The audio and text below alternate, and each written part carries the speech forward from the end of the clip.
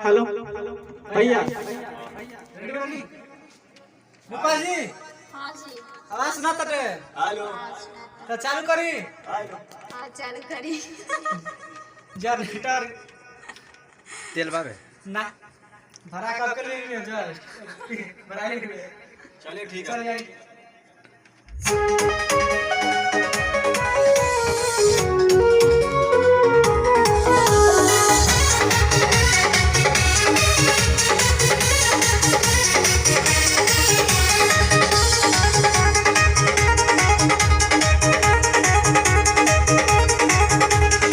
जन्मदिन के शोभे करे तैयारी, नीला रंग बाटे रंगाइल दुनिया सारी। जन्मदिन के शोभे करे तैयारी, नीला रंग बाटे रंगाइल दुनिया सारी। सब दुनिया जहान सब करे प्रणाम, सब दुनिया जहान सब करे प्रणाम। बाबा साहब जैसा कोई मिला नहीं, ऐसा कोई जिला नहीं जहाँ भी मवादियों से हिला नहीं। ऐसा कोई जिला नहीं जहाँ भी मवादियों से हिला नहीं। वर्णन कीजिए।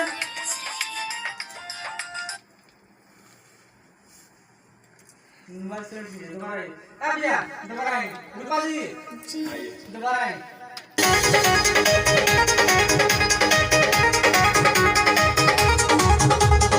जन्मदिन के शोभे करे तैयारी, नीला रंग बाटे रंगाइल दुनिया सारी।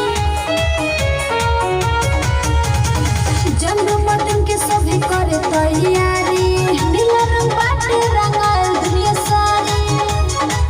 सब दुनिया जहान सब करे प्रणाम, सब दुनिया जहान सब करे प्रणाम। बाबा साहब जैसा कोई मिला नहीं,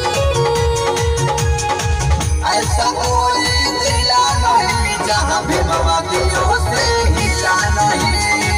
ऐसा कोई जिला नहीं जहाँ भी मवादियों से हिला नहीं। चलिए कैमरा कर रहे हो तो थोड़ा शांति माहौल में कैमरा करो। तुम मत हंसो, कौन क्या एक्टिंग कर रहा है उसके हिसाब से तुम मत करो। तुम्हें हंसना नहीं तो शांत रहो। अरे कर भैया ध्यान दीजिए। चल आइए थोड़ा उसमें रहो। आइए अंतरा म्यूजिक के साथ नाचते गाते बजाते चलिए।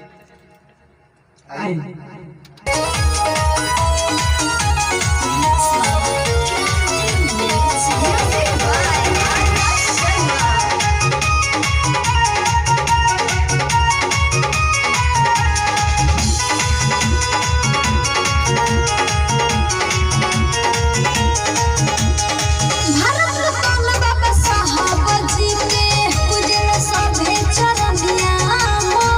सबके हक के लड़ल लड़ाई मिटल मोहरे समिया हो। ए हो भारत रत्न बाबा साहब जी के पूजन सभे चरनिया हो। सबके हक के लड़ल लड़ाई मिटल मोहरे समिया हो।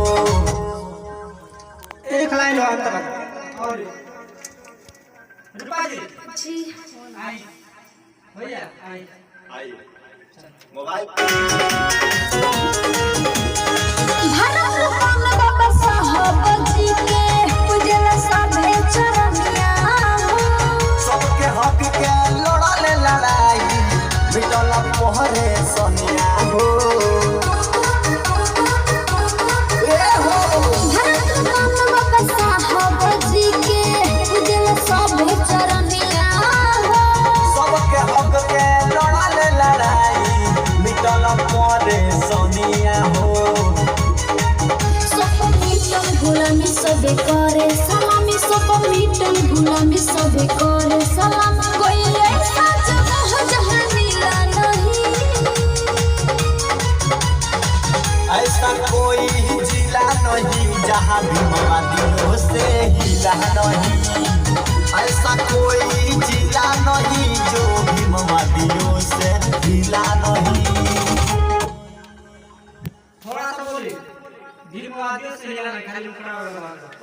ऐसा कोई जिला नहीं। आइए फिर लीजिए ना। खुला में सभी करे सलाम, कोई ऐसा जगह जहाँ मिला नहीं। ऐसा कोई जिला नहीं जहाँ भी मवादियों से हिला नहीं। कोई ऐसा जगह जहाँ मिला नहीं। ऐसा कोई जिला नहीं जहाँ भी मवादियों से हिला नहीं। ऐसा कोई जिला नहीं जो भी मवादियों से हिला नहीं। लास्ट अंतरा चलिए। चलिए आइए।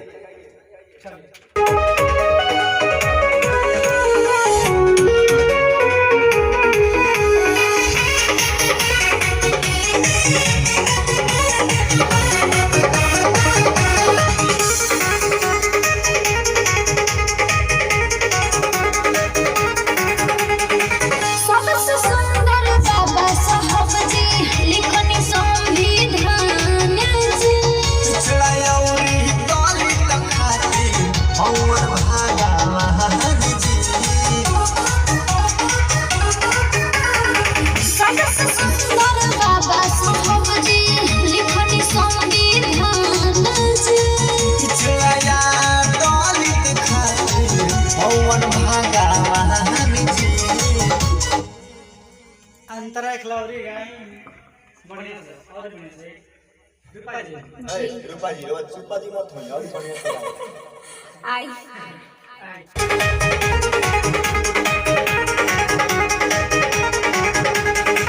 सबसे सुंदर बाबा साहब जी लिखनी संविधान जी। पिछड़ा औरी दलित खातिर हौवर भगवान जी। सबसे सुंदर बाबा साहब जी लिखनी संविधान जी। पिछड़ा दलित खातिर हौवर भगवान जी। रहस दिलवा के अंदर कहे उज्जवल उपेंद्र, रहस दिलवा के अंदर कहे उज्जवल उपेंद्र। सिवा से कोई को गिला नहीं। ऐसा कोई जिला नहीं जो भी मवादियों से हिला नहीं। ऐसा कोई जिला नहीं जहाँ भी मवादियों से हिला नहीं।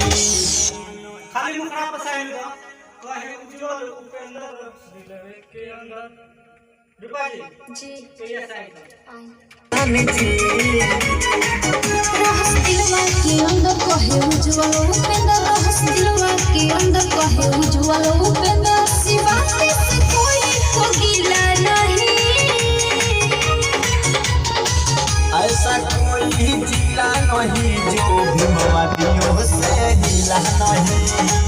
ऐसा कोई जिला नहीं जहाँ भी मवादियों से हिला नहीं। आ जाइयो गावत गावत मुंह दुखा गइल। यहाँ कहते नहीं हम कुछ ना बोले।